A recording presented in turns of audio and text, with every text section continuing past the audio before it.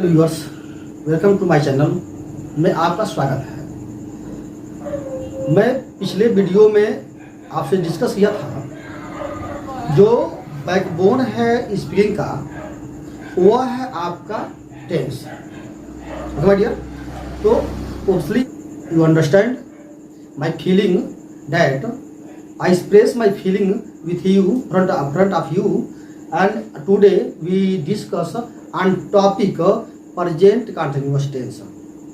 तो tense is a backbone of the English speaking.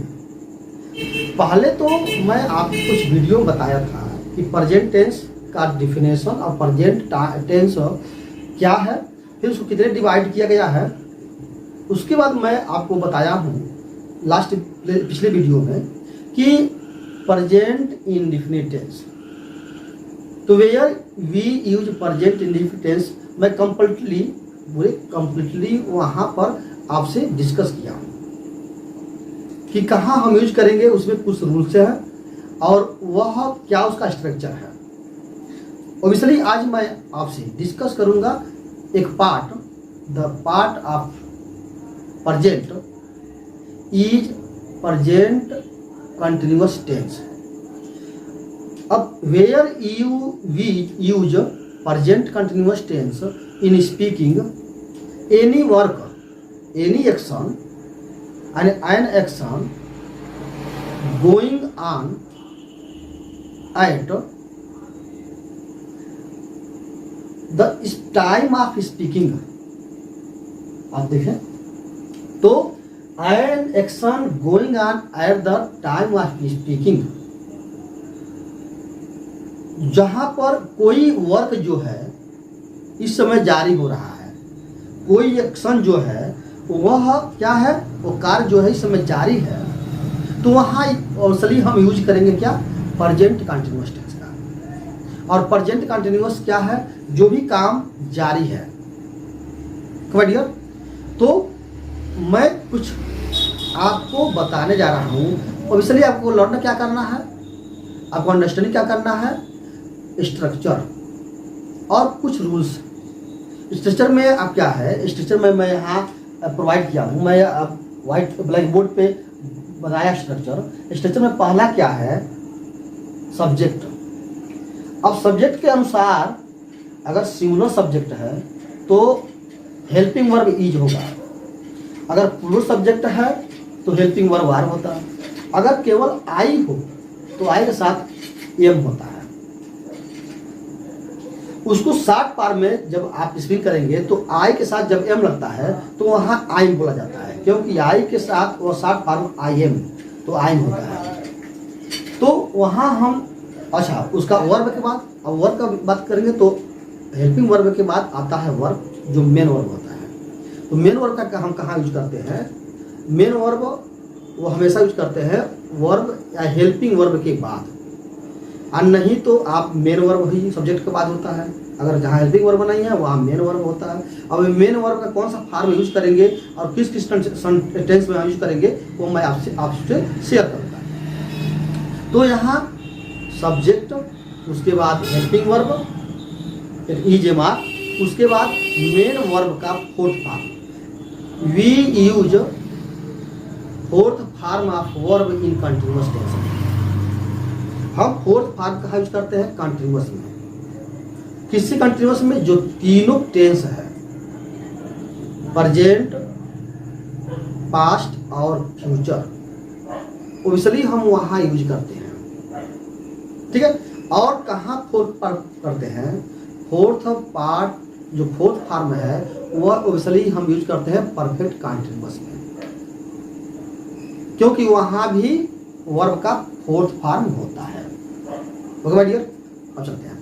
अब ये समझे कि फर्स्ट फॉर्म कहाँ होता है, तो first form present indefinite tense में होता है।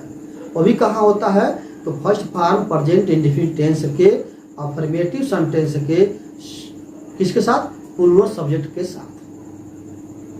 सेकेंड फॉर्म कहाँ यूज करते हैं, एक सेंटेंस, एक टेंस के अंतर्गत, यानी सेंटेंस के अंतर्गत, वो कहाँ, पास्ट इंडेफिनिट टेंस के अफर्मेटिव सेंटेंस में केवल हम वहाँ यूज करेंगे सेकेंड फॉर्म किसका, वर्ब का। और थर्ड फॉर्म कहाँ यूज करते हैं? थर्ड फॉर्म ओसली यूज करते हैं परफेक्ट में, यहाँ सुनेंगे, परफेक्ट टेंस में, तीनों का परफेक्ट टेंस में। और जब हम पैसिव वॉइस बनाएंगे वहाँ हम वर्ब का थर्ड फॉर्म करेंगे। पैसिव वॉइस में हमेशा क्या होता है? वर्ब का थर्ड फॉर्म होता है। Always we use third form of verb in passive voice and perfect tense. Okay my dear, तो आप देखेंगे पहले क्या है, पहले स्ट्रक्चर में आप अच्छे से समझ लेंगे। स्ट्रक्चर बहुत जरूरी है। स्ट्रक्चर इज क्या है? स्ट्रक्चर वही करना ना, structure is bones, back bone and bones. उसके बाद स्ट्रक्चर क्या है? बोन्स है।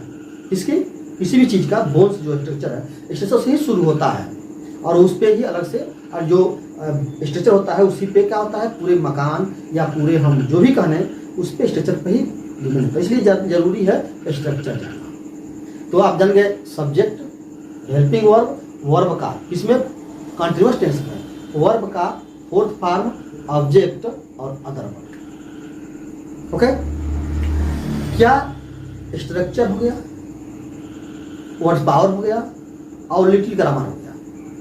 कोई लिटिल ग्रामर आता है समझ, तो स्ट्रक्चर कहीं कहीं ग्रामर में ही रिलेटिव है, तो वही आप ग्रामर ही पढ़ेंगे या टेंस पढ़ेंगे तो उसमें स्ट्रक्चर जरूरी है आपको समझना। उसके अनुसार ही आप subject, verb, helping verb, verb, object और अदर वर्ब का यूज करेंगे। ओके माय डियर, अब चलते हैं। अब यहाँ समझें कि कंटिन्यूअस टेंस क्या है। तो लिखा है ना, an action going on at the time of speaking. जो बोलते वक्त जो काम जारी हो रहा है, जो कार्य हो रहा है, वह क्या है? वही कंटिन्यूअड जो वर्क होता है, वहां हम यूज करेंगे प्रेजेंट कंटिन्यूअस टेंस का। Where work is continued we use continuous, present continuous tense या पास्ट कंटिन्यूअस। तो हम ओबियसली आज हम पढ़ा रहे हैं आपको, आपका अपना जो एक्सपीरियंस है वो मैं शेयर कर रहा हूँ कि आज एक प्रेजेंट कंटिन्यूअस का ही टॉपिक पे बात हम डिस्कस करेंगे। फिर टॉपिक बाई टॉपिक पे हम डिस्कस करते जाएंगे, ये चलेगा, लेकिन हम आज केवल प्रेजेंट कंटिन्यूअस टेंस पर ही डिस्कस करेंगे। अब कुछ रूल्स देख लेंगे, आपको याद कर लेंगे। थोड़ा स्ट्रक्चर है, सब्जेक्ट, ईजेएमआर, उसके बाद आपका मेन वर्ब का फोर्थ फॉर्म और ऑब्जेक्ट और अदर वर्ब, ये हो गया आपका। अब कुछ रूल्स देख लेंगे। रूल्स क्या हैं? अगर कंटिन्यूड एक्शन हो, जो भी कंटिन्यूड एक्शन हो, तो वहां हम यूज करेंगे प्रेजेंट कंटिन्यूअस टेंस का।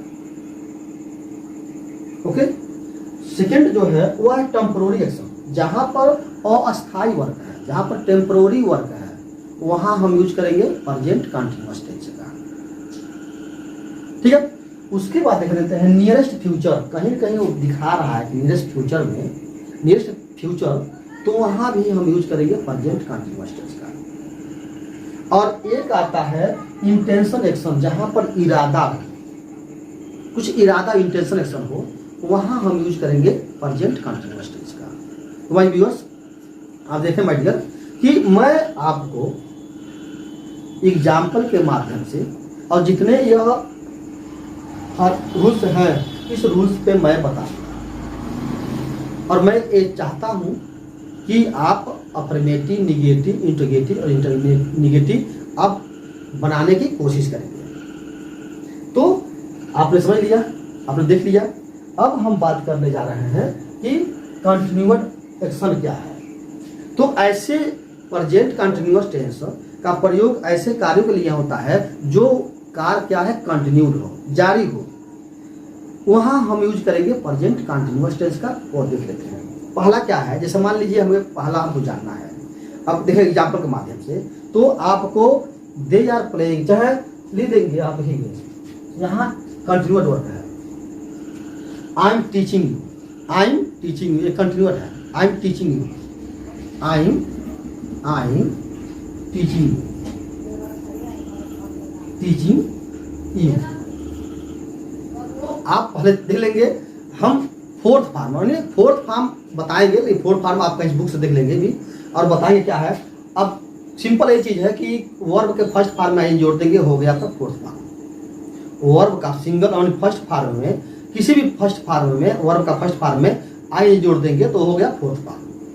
बस यही याद करना है। जैसे गो है तो गोइंग है, वॉक है तो वॉकिंग है, टॉक है तो टॉकिंग है, स्पीक है तो स्पीकिंग है, टेक है तो टेकिंग है, गिव है तो गिविंग है। तो इस तरह का सेंटेंस, इस तरह का जो मेन वर्ब का फोर्थ फॉर्म है वो यही है। ठीक है, ये सिंगुलर हो चाहे प्लूरल हो उसके साथ फोर्थ फॉर्म ही रहेगा। अब चलते हैं। तो अब हम बताए थे आपको कि जब हम आई एम लिखेंगे तो वहां आई एम लिखेंगे, आई एम टीचिंग यू, मैं आपको पढ़ा रहा हूँ, जो पढ़ा रहा हूँ उस समय क्या है, वह मैं क्या कर रहा हूँ, आपको टीचिंग कर रहा हूँ। तो कहीं कहीं ये कंटिन्यूड वर्क है, ये क्या है, कंटिन्यूड वर्क है। You are reading, you are reading, अब देखना, यू आर रीडिंग, ठीक है, आप पढ़ रहे हैं। ओके, यू आर वॉचिंग, आप देख रहे हैं, यू आर वॉचिंग, आप देख रहे हैं, you are watching this video, आप ये वीडियो देख रहे हैं। तो कहीं ना कहीं क्या है, यह कंटिन्यूड वर्क है। कंटिन्यूड वर्क का होता है प्रेजेंट कंटिन्यूअस टेंस में प्रयोग करते हैं, या continued work present continuous tense का यूज करते हैं। ओके, और क्या लगेगा, वर्ब का फोर्थ फॉर्म। माय डियर, अच्छा अब देखते हैं अकॉर्डिंग टू सब्जेक्ट के अनुसार। अगर सिंगुलर में बताइए, सिंगुलर सब्जेक्ट है, if there is a singular subject, use is, and plural subject, and with plural subject is are, and with I is use am। Okay my dear, तो ये होता है आपका, ऑब्वियसली आपने समझ लिया एग्जाम्पल। अगर इसी को, अगर ना वह किताब पढ़ रहा है, ही इज रीडिंग बुक, अब देखते हैं, he is book reading, he is reading book, वो किताब पढ़ रहा है, बस ही इज रीडिंग बुक, किताब पढ़ रहा है। आई एम टॉकिंग यू, मैं आपसे बात कर रहा हूँ। अच्छा, he is talking me, he is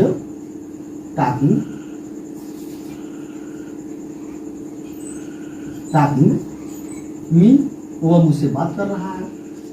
तो कहीं ना कहीं क्या है, अब देखें, तो सिंगुलर सब्जेक्ट इज, ये प्लूरल सब्जेक्ट है तो रहेगा आर, और आई है तो एम।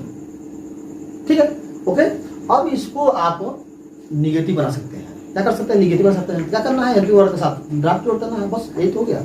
जैसे मान लीजिए आई एम नॉट हो गया, यू आरंट हो गया, यू आरंट हो गया। अब आर नॉट को अगर शॉर्ट फॉर्म में लिखे तो हम क्या लिखेंगे, अरंट लिखेंगे। कैसे लिखेंगे, आर, उसके बाद नॉट देंगे, ये होगा अरंट। हम अरंट बोल रहा है, यू आरंट, क्योंकि हमें शॉर्ट फॉर्म बोलना है ना। तो you aren't, you are not कहेंगे तो थोड़ा सा टाइम की यहाँ का टाइम हो जाती है यहाँ, लेकिन हमें शॉर्ट में बोलना है। जो हेल्पिंग वर्ब के साथ नॉट होता है वहाँ शॉर्ट बोलना है। ठीक है, तो अरंट हो गया, इजंट हो गया। अगर हम इज नॉट कहें तो यहाँ इजंट होगा। क्या कहेंगे, इज नॉट को हम कहेंगे इजंट, इज और उसके बाद नॉट, इजंट हो गया, ये हो गया इजंट। तो he isn't reading book, he isn't talking me, he isn't, तो यह निगेटिव हो गया। क्या हो गया, निगेटिव हो गया। ओके डियर, अब चलते हैं। अगर इसी को हमें इंट्रोगेटिव बनाना है तो there are two types of interrogative. First time yes और नो क्वेश्चन आंसर, और सेकेंड जो टाइप्स है वह आपका है जो इंट्रोगेटिव वर्ड का where, why, how, when, how much, how many, where, इस तरह का। जब हम इस तरह का इंट्रोगेटिव वर्ड आएगा तो उसका यूज हम ऑलरेडी पहले करते हैं।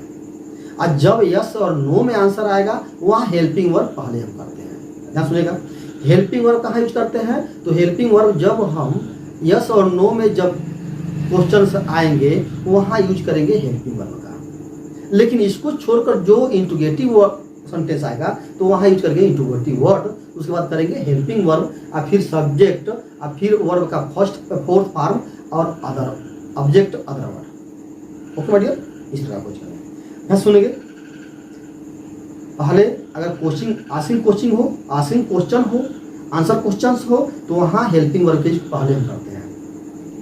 ओके, उसके बाद सब्जेक्ट, उसके बाद मेन वर्ब का fourth form, object, other word आप बनाएंगे। स्वयं, हिमसेल्फ, डू यू, नहीं डू यू योरसेल्फ, आप स्वयं करेंगे, क्योंकि आप जब करेंगे तभी समझेंगे। अंडरस्टैंड? मैं आपको केवल आपको इसलिए बता रहा हूं थोड़ा सा हल्का सा कि आप थोड़ा सा टेंस की जानकारी रखें।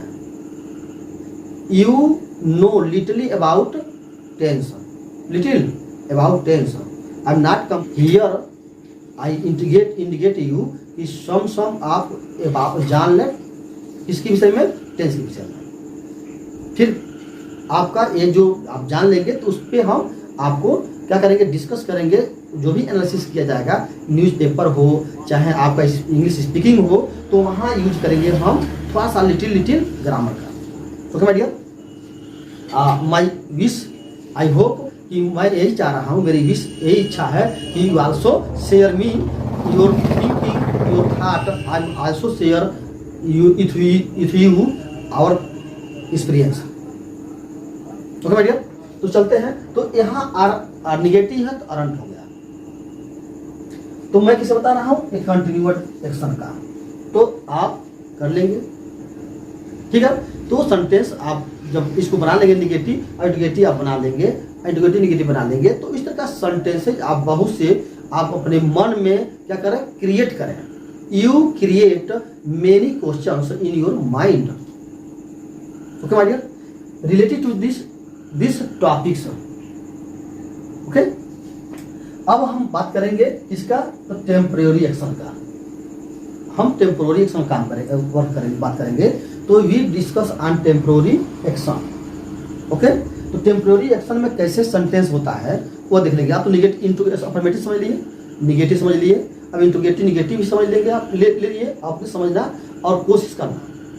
You will try again to again, after some time you also speak fluently. ऐसे आएगा, after some time you also speak English to English fluently and understand the newspapers any articles medium English medium. Okay, but you should have words power.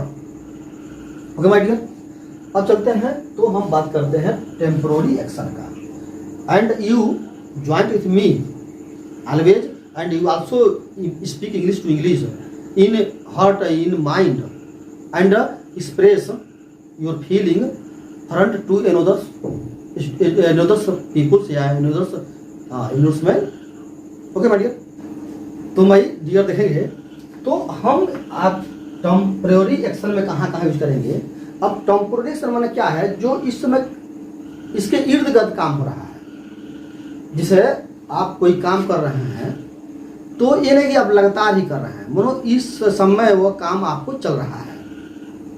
जैसे मान लीजिए कह रहा है कि I am living in A rented house, तो कोई जरूरत नहीं कि आप घर में ही रह रहे हैं। ये कि मानो इस समय मैं किराए घर पे रह रहा हूँ, मतलब किराए के घर में रह रहा हूँ, तो ये क्या आपका है, टेम्पररी एक्शन है, परमानेंट नहीं है। टेम्पररी माने इस समय हम किराए घर पे रह रहे हैं, तो यह कहीं न कहीं आपको दिखाता है टेम्पररी एक्शन। तो I am living in A rented house, I am living in A rented house. तो जो वर्क आपका टेम्पररी एक्शन हो वहाँ भी हम कंटिन्यूअस का यूज करेंगे, किसका, प्रेजेंट कंटिन्यूअस टेंस का। ओके माय डियर, और दूसरा कह रहा है he is reading Mahabharata, the Mahabharata, the Mahabharata. आप सही यहाँ समझेंगे कि वह लगातार महाभारत नहीं पढ़ा, ये मतलब है कि यहाँ फीलिंग समझेंगे, यानी वह महाभारत पढ़ रहा है। इसके मतलब है कि वह इस समय मतलब आजकल जो है वह महाभारत पढ़ रहा है। आजकल मैं समझ रहे हैं, मतलब आजकल मैंने अब जो है वह महाभारत पढ़ रहा है, ये नहीं कि आप कंटिन्यू महाभारत ही पढ़ रहा है। मतलब आज सुबह पढ़ा, फिर शाम पढ़ा, दोपहर में पढ़ा, तो ये कहा जाएगा कि आप हमेशा मतलब आप काम कर रहे हैं, आप यह काम कर रहे हैं, आप आजकल पत्र लिख रहे हैं, आज आप कल तैयारी कर रहे हैं, तो यू आर प्रिपेयरिंग, तो ये मतलब है कि आप लगातार तैयारी नहीं कर रहे हैं, मतलब आजकल आप तैयारी कर रहे हैं, तो यही आपका टेम्पोररी एक्शन होता है। ओके, अब देखेंगे he is studying physics this days. अब देखिए समझे, आजकल मतलब इन दिनों यानी वह इन दिनों क्या पढ़ रहा है, पढ़ रहा है फिजिक्स। वह इन दिनों फिजिक्स पढ़ रहा है। तो ये नहीं कि एकदम लगातार पढ़ रहा है, मतलब इन दिनों माने अब इस समय वह क्या है, वह दिन में कभी रात में, तो हमेशा वो किताब, एक ही किताब पढ़ रहा है। वो क्या पढ़ रहा है, फिजिक्स का। इसलिए यहाँ टेम्पोररी है। He read studying the physics these days, यानी इन दिनों वह, समझेंगे फीलिंग को, इन दिनों वह फिजिक्स पढ़ रहा है। ये नहीं कि आप एकदम पूरे 24 घंटा, ये नहीं है, 24 घंटा में नहीं है। यह मतलब है कि सुबह भी पढ़ रहा है, शाम को भी पढ़ रहा है, लेकिन फिजिक्स ही पढ़ रहा है, और ये 2-4 कई दिनों से पढ़ रहा है, ठीक है। तो यह इस तरह का सेंटेंस जब आएगा तो वह होता है टेम्पोररी एक्शन और प्रेजेंट कंटीन्यूअस टेंस। तो आई होप समझ गए हैं, अंडरस्टैंडिंग होगा। अब चलते हैं नियरेस्ट फ्यूचर में। क्या है नियरेस्ट फ्यूचर? अगर नियरेस्ट फ्यूचर में क्या है बोलना मेरे फ्रेंड्स, यह नियरेस्ट फ्यूचर में होता है कि मैं आज चेन्नई जाने वाला हूँ, या मैं आज चेन्नई जा रहा हूँ, समझिएगा। आज मैं रात को चेन्नई जा रहा हूँ आज। अच्छा, इसको निगेटिव बना लीजिएगा। निगेटिव क्या है, आई के साथ नॉट लग जाएगा, ई के साथ नॉट लग जाएगा, और इज के साथ भी नॉट लग जाएगा, तो एमंट हो जाएगा आई एम नॉट, इजंट। और जहाँ पर आ रहेगा तो वहाँ अरंट। और उसके बाद अगर इंट्रोगेटिव बनाना है तो मैं बता दिया है ना, 2 पार्ट्स है इंट्रोगेटिव का। एक होता है क्वेश्चन आंसर, एक होता है WH क्वेश्चन। मतलब जहाँ पर इंट्रोगेटिव वर्ड आए क्या को छोड़कर वो पहले यूज करेंगे, वाई, वेन, हाउ मेनी, ठीक है। तो इस तरह का जब सेंटेंस आएगा, यू, हाउ और भाई, तो इस तरह का पहले हम यूज करेंगे। लेकिन पहले क्या आएगा, क्वेश्चन आंसर करेंगे तो वहाँ हम हेल्पिंग वर्ब का यूज करेंगे, EMR का यूज करेंगे। Okay my dear. निगेटिव आएगा तो ऑलरेडी ये जानते ही हैं, उसी तरह यूज करना है। तो अब मैं बात कर रहा हूँ नियरेस्ट फ्यूचर का। नियरेस्ट फ्यूचर में क्या होता है माय डियर? हाँ, तो देखेंगे माय डियर, यहाँ क्या है नियरेस्ट फ्यूचर में क्या है। नियरेस्ट फ्यूचर मतलब ये होता है कि मैं कोई काम करने जा रहा हूँ।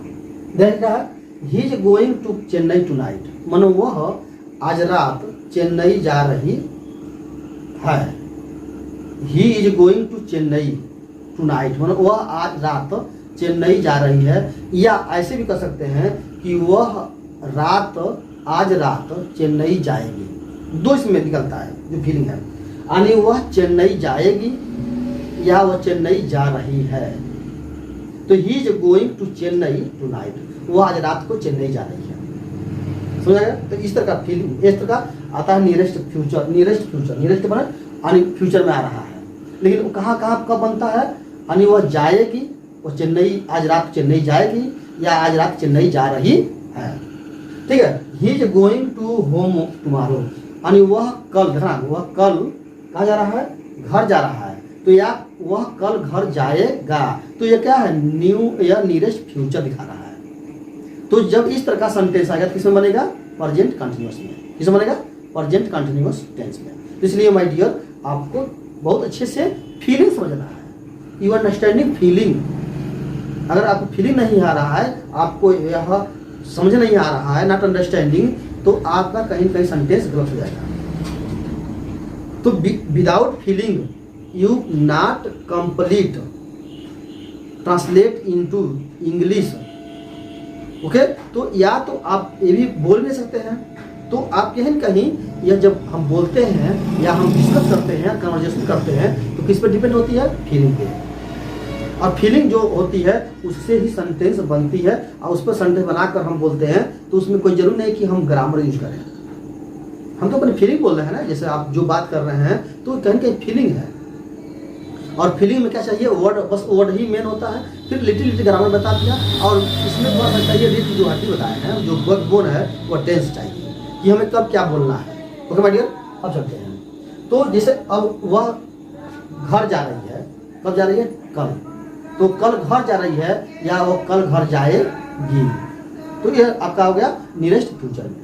अब आते हैं, देखें, she is singing this evening, वह शाम को गाने जा रही है, मतलब गाने जा रही है। She is singing to evening, यानी वह शाम को गाने जा रही है या वह शाम को गाना गाएगी, वह शाम को गाएगी।